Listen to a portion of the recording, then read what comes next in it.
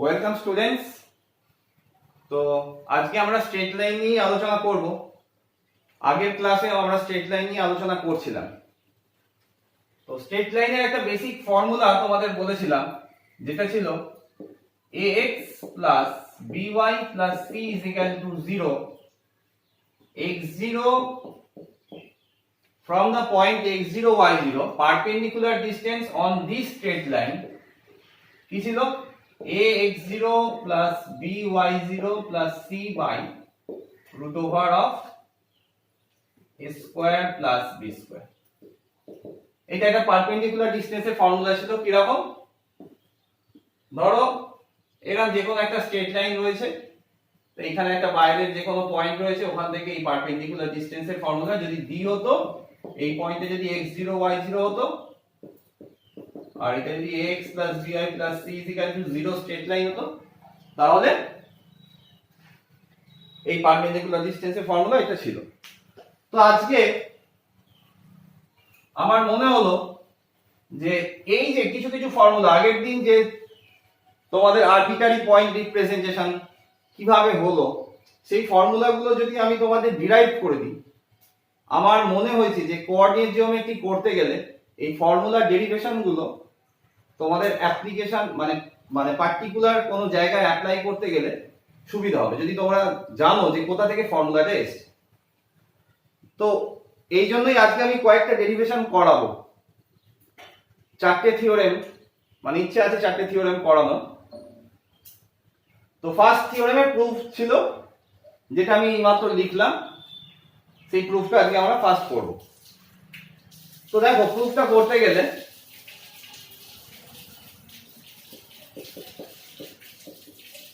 ফার্স্টে আমি স্ট্রেট লাইনের ইকুয়েশনটা লিখলাম ax plus by plus c is equal to 0। তো এই স্ট্রেট লাইনটাকে আমি যদি ইন্টারসেপ্ট ফর্মে আমি লিখতে যাই, তাহলে কি লিখবো? ফার্স্টে এটাকে এদিকে নিয়ে গেলাম, তারপর x by minus c by a plus y by minus c by b is equal to 1 standard ইন্টারসেপ্টিভ ফর্মে আমি লিখলাম। তো লেখার পর আমি যদি ছবিটা আঁকি, ইন্টারসেপ্ট ফর্মে যদি আমি আঁকি ছবিটা, দেখো এটা কত হবে? Minus C by A comma 0, এটা হবে 0 comma minus C by B. আমি কি করলাম,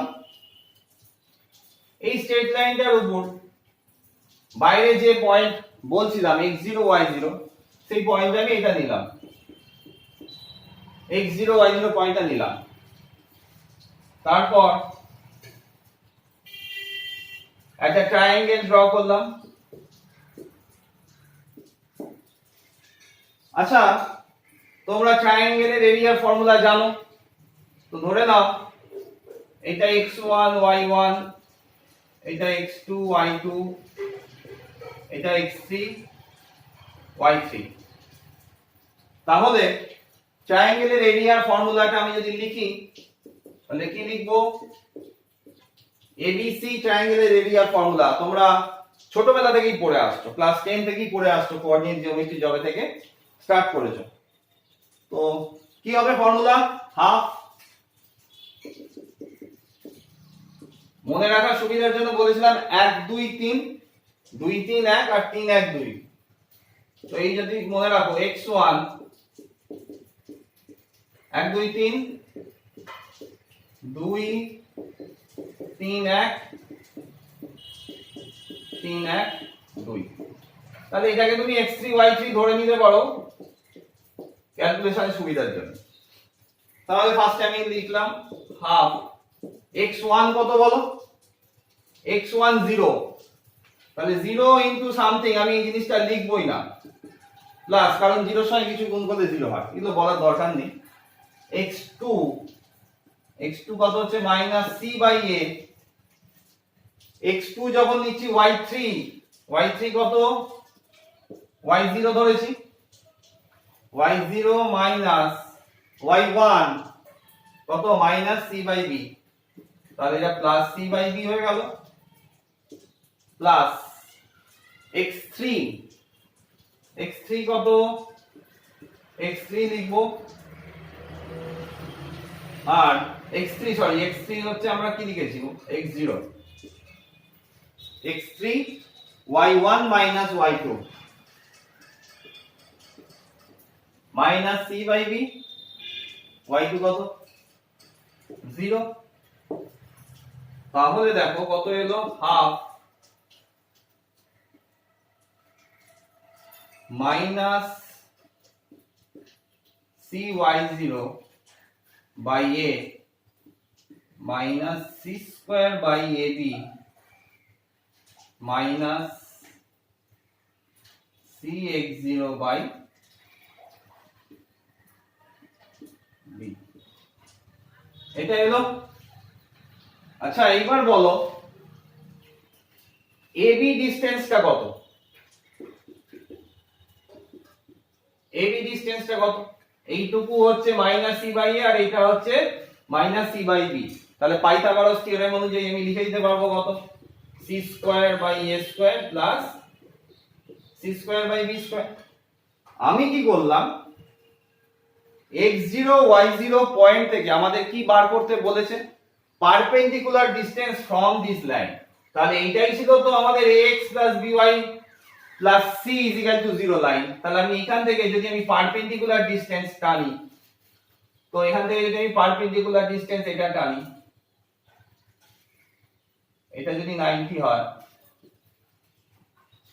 তাহলে এই ডিসটেন্সটাকে আমি কি দিলাম p এই পারপেন্ডিকুলারটা তোমাদের মনে হতে পারে যে ট্রায়াঙ্গেলের মধ্যে এলো না ওটা কোনো ম্যাটার করে না ট্রায়াঙ্গেলের মধ্যে এলো হবে না এলো হবে কোনো ম্যাটার করে না তাহলে হাফ বেস ইনটু হাইট তাহলে হাফ বেস ইনটু হাইট যদি আমরা করি এই হাইটটাকে আমরা কি লিখলাম p নাম দিলাম তাহলে আমি লিখতে পারি হাফ বেস বেস কোনটা এবি টা হচ্ছে বেস তাই তো এবি এর ভ্যালুটা কত রুট ওভার অফ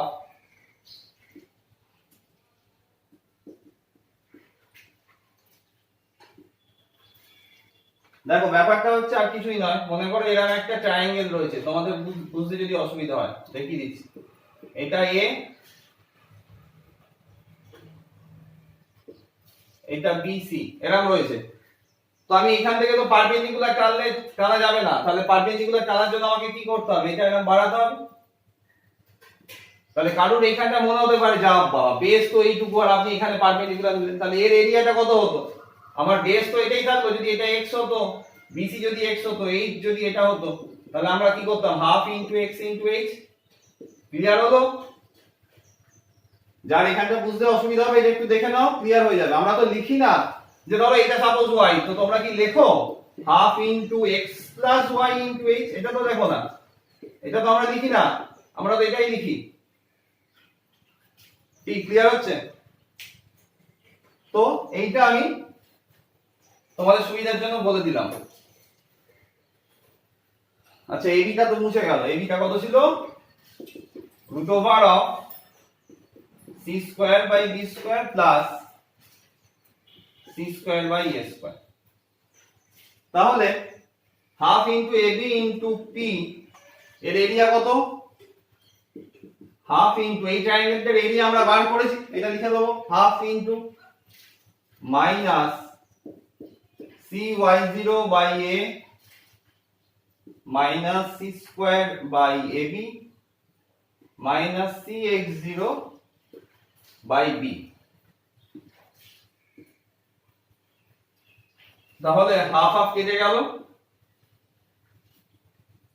এখানে রুট ওভারের ভেতর a square b square common যাচ্ছে তাহলে পড়ে রইল b square c square plus a square c square into p is equal to ab কত হবে a কেটে গেল minus bcy0 minus c square minus acx0 আচ্ছা রুট ওভারের বাইরে আমি যদি নিয়ে যাই এটাকে তাহলে কত পড়ে রইলো root over b square c square plus root over a square c square by ab into p is equal to minus of bcy0 minus of c square acx0 by ab। তাহলে তোমরা এখান থেকে আমরা কি করতে পারি ab ab কেটে দিতে পারি। আচ্ছা যখন আমরা ডিসটেন্স বের করি তখন আমরা কি করে দিই ফার্স্টে বলো মড দিয়ে নিই তো এই পারপেন্ডিকুলার ডিসটেন্সটা আগে বের হতে দাও তারপর কিন্তু আমরা মাইনাসে রাখবো না এটা মড নিয়ে নেবো অ্যাবসলিউট ভ্যালুটা নিয়ে নেবো। তাহলে এটা একটু পুঁছি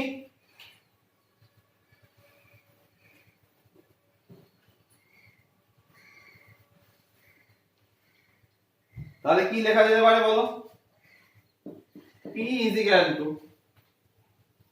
minus bcy0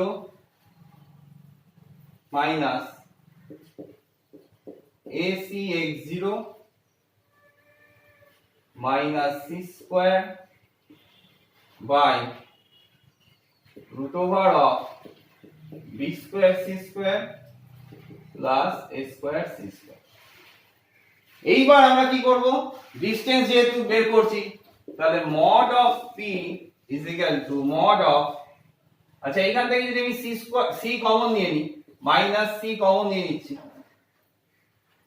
তাহলে কি লেখা যেতে পারে মাইনাস c কমন নিয়ে নিলে ax0 plus by0 plus c by root over of a square plus b square c square টা বাইরে বের হলো mod নিয়ে নিয়েছি that is mod of p is equal to c কেটে গেল তাহলে mod of ax0 plus by0 plus c by root over of a square plus b square। তাহলে তোমরা নিশ্চয়ই বুঝতে পারলে ফর্মুলাটা কিভাবে এলো। তো এরপর আমরা আসি অনেকে কি করে নেয় যেহেতু এটা প্লাস মাইনাস লেখে তো mod of p is equal to mod of ax0 plus by0 plus c এটা অনেক বইতে আবার এরকম করে দেওয়া আছে by root over of a square plus b square। তাহলে পারপেন্ডিকুলার ডিসটেন্সের ফর্মুলা কিভাবে এলো সেটা তোমরা বুঝলে। এবার অরিজিন থেকে পারপেন্ডিকুলার ডিসটেন্স কিভাবে আসছে সেটা আমরা বের করব।